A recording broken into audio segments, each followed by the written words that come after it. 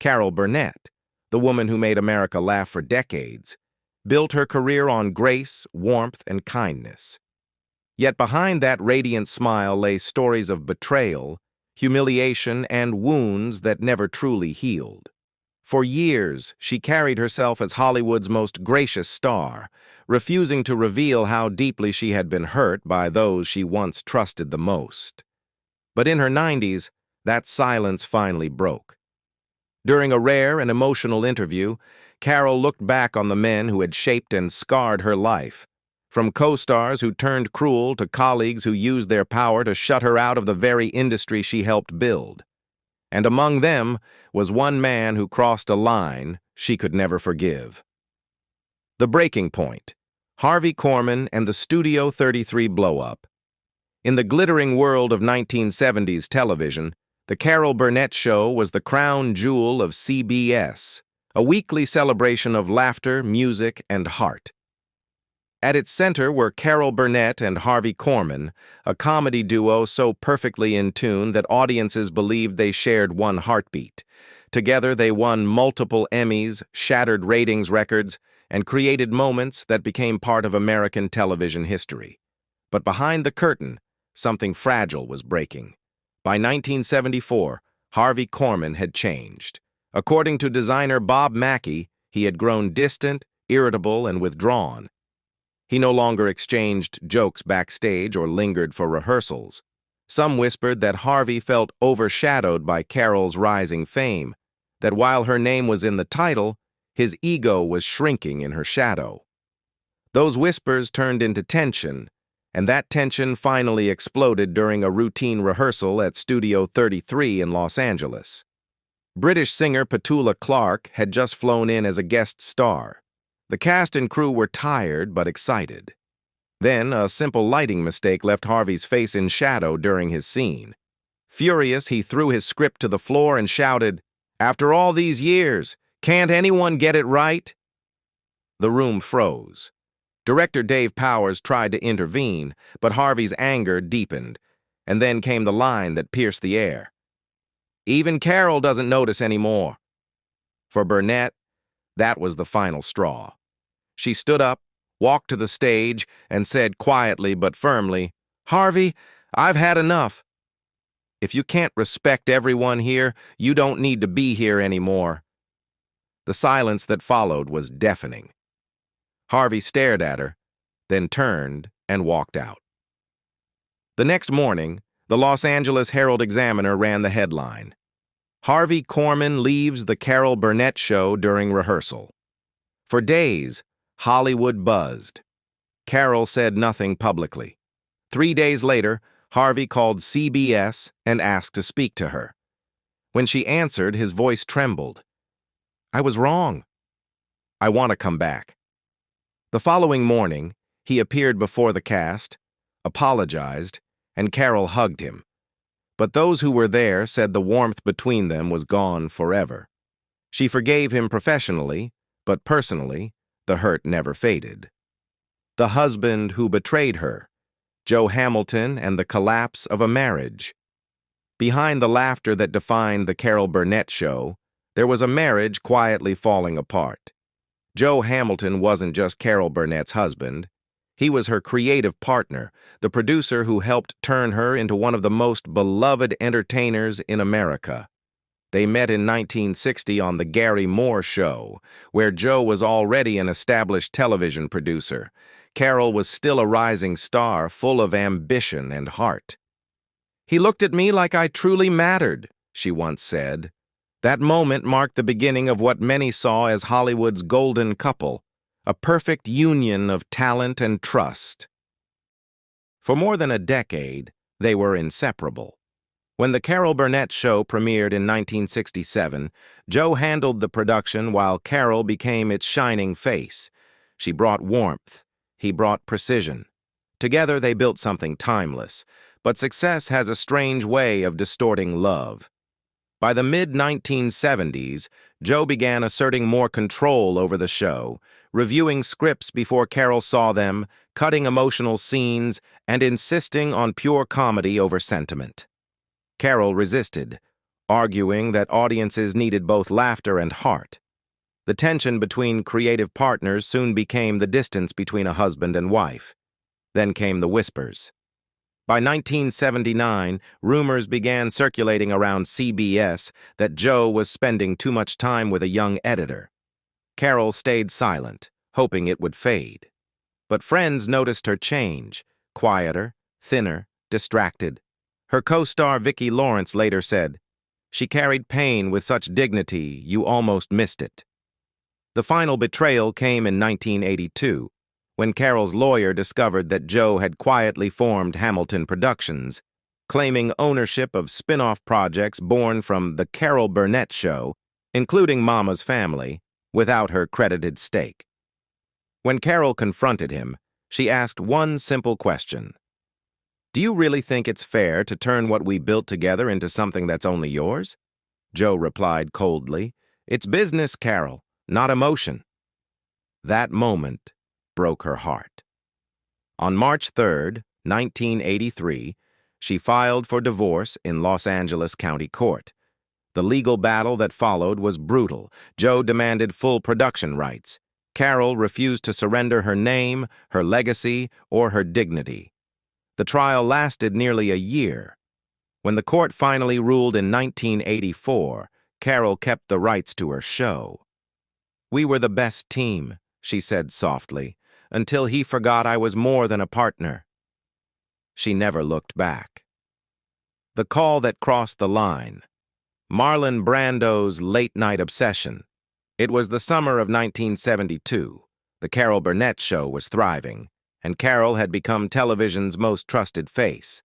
But late one night, her private world was shaken by an unexpected phone call that would haunt her for years. At 3 a.m., the phone rang inside her Los Angeles home on Coldwater Canyon. Her housekeeper, thinking it must be a studio emergency, woke her up.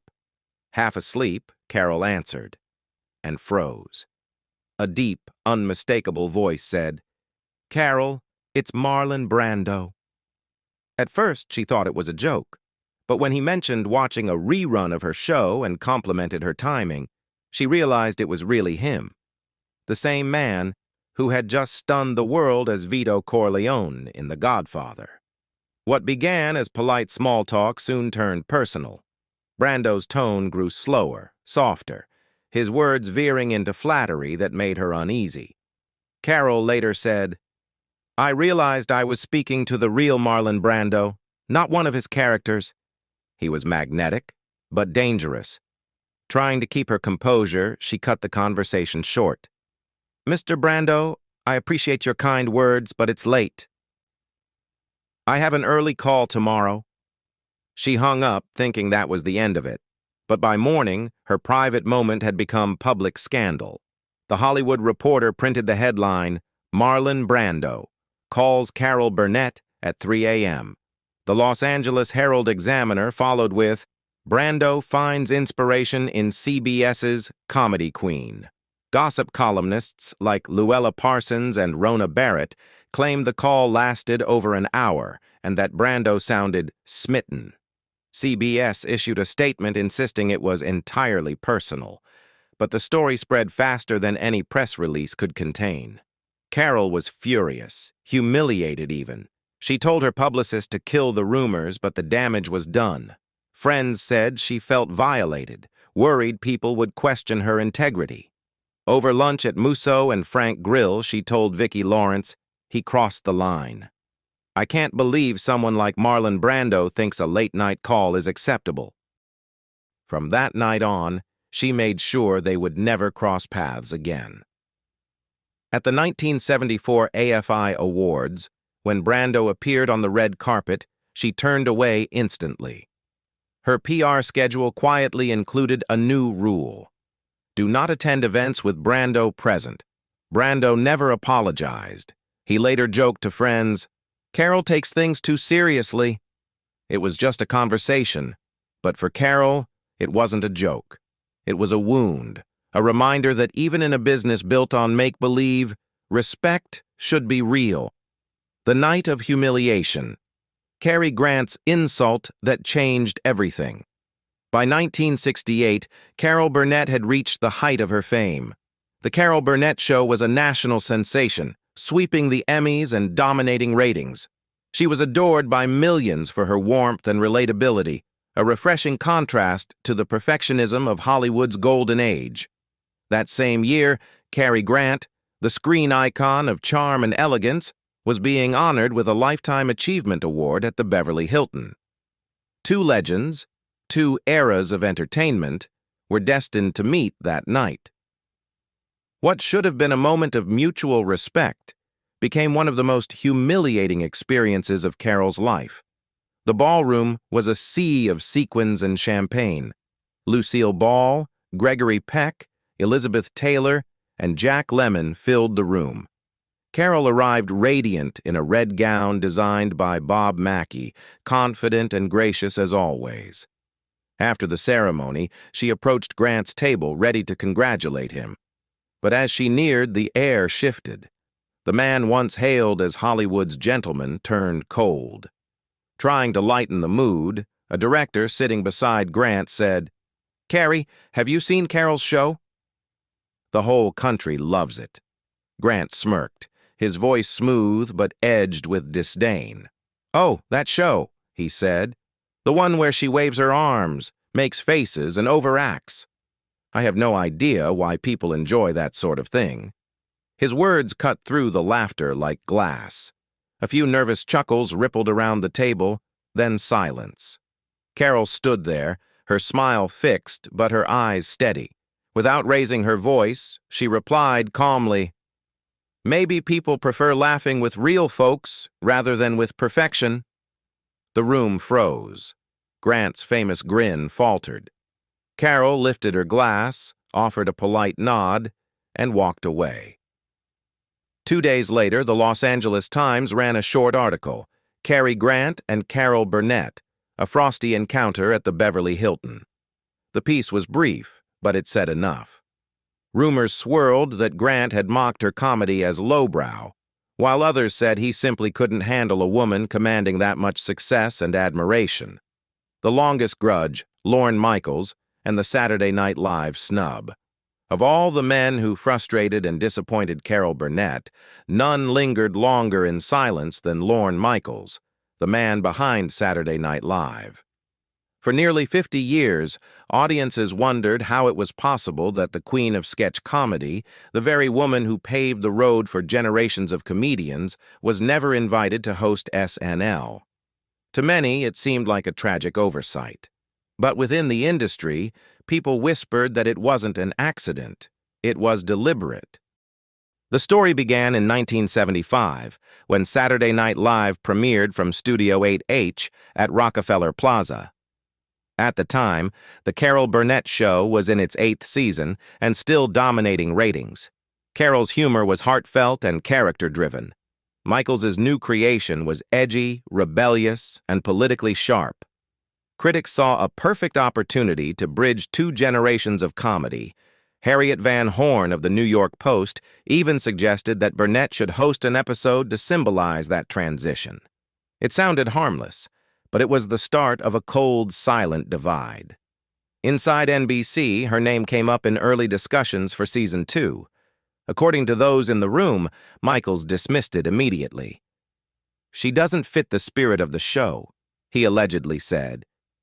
Years later, in the book Live from New York, a former editor recalled Michaels calling her the face of old television. That remark, though never confirmed, echoed across the industry. To him, Carol represented warmth and tradition, everything SNL was rebelling against.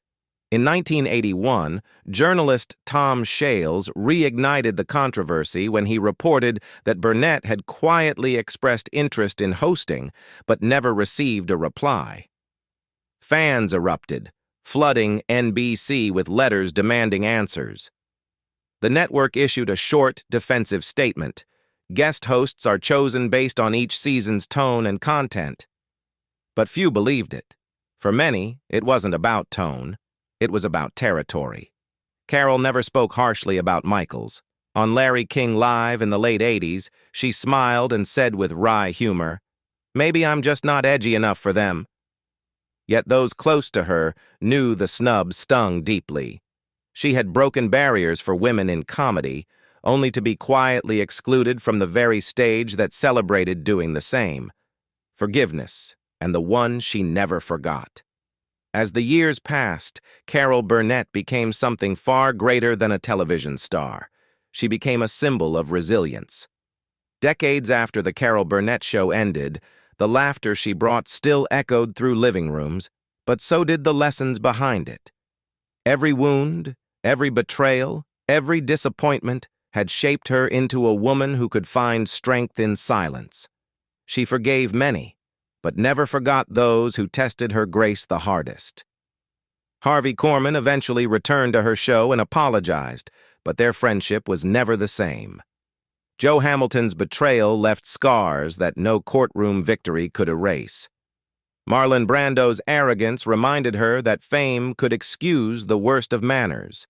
Cary Grant's cruelty revealed how easily charm could turn to condescension, and Lorne Michaels's long silence proved that even legends could be erased from the very world they helped create. Each man had left a mark, and together they formed the emotional map of her life in Hollywood. Yet Carol never became bitter. That was her quiet rebellion. When asked late in life how she endured the humiliation, she said softly, "I never let anger be my headline." In her 90s, she looked back not with vengeance, but with understanding. She saw the fragility behind power, how ego could destroy even the most talented people. "I learned that kindness isn't weakness," she told Rolling Stone.